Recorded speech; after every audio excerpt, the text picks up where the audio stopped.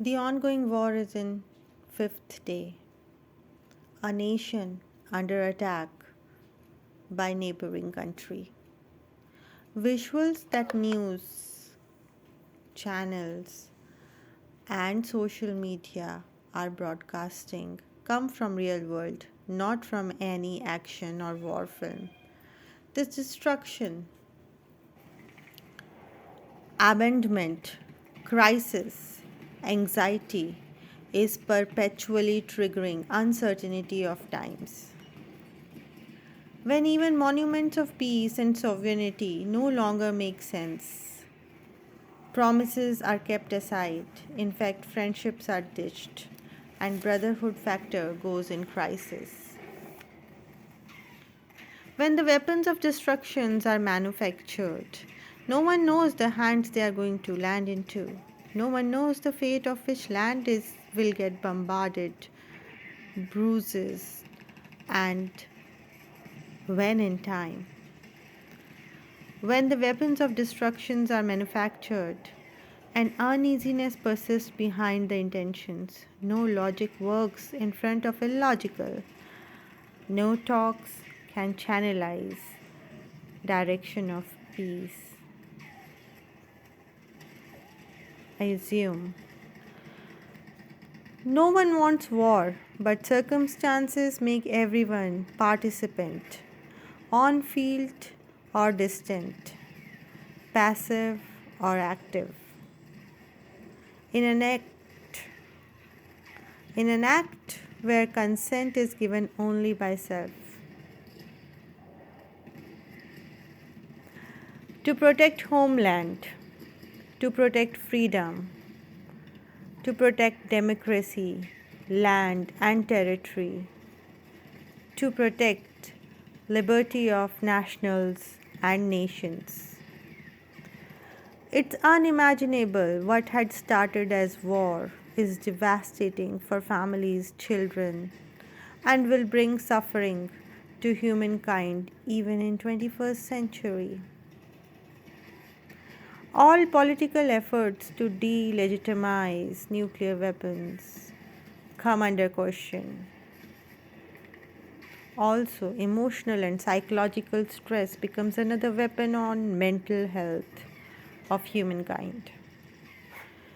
When sense of normalcy is lost and suddenly pre-war times look distant, when resistance brings in more casualties, when resistance brings in resolutions, when resistance brings in reformations. Then are the times when conflicts could be talked about. Conflicts can be resolved by arguments, by discussions.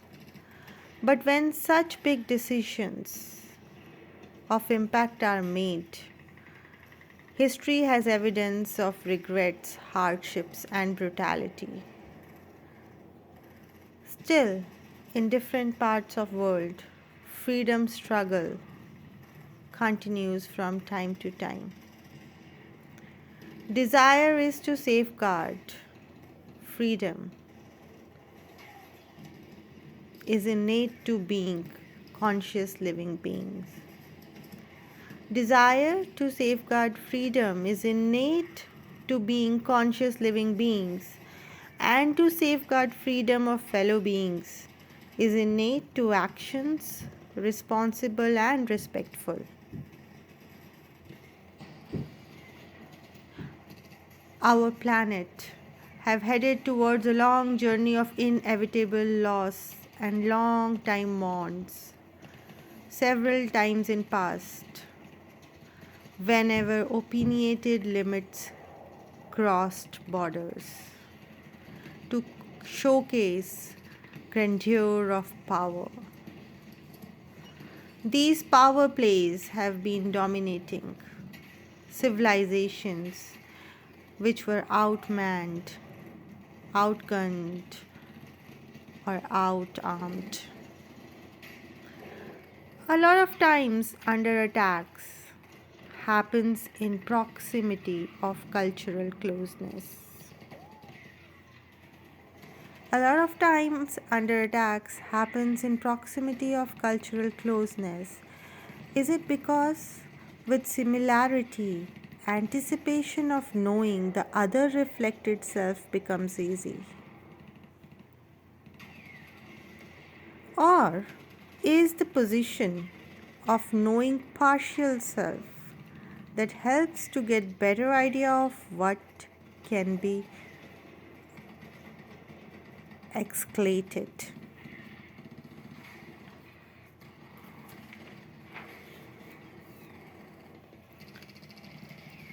Mannerisms of warfront, generally on borders, targeting around the sensitive population, embark on the path of fear factors. Being in fear pressure for long tenures releases the fear, and the free is fearless. Then fearless becomes free and liberated. From this turning point, a consensus is adopted, generally by mob, and together they pass through every thick and thin. High alerts are guarded for all beating hearts. Under the snow could be mines, and each step can be last one. Each living movement is precious.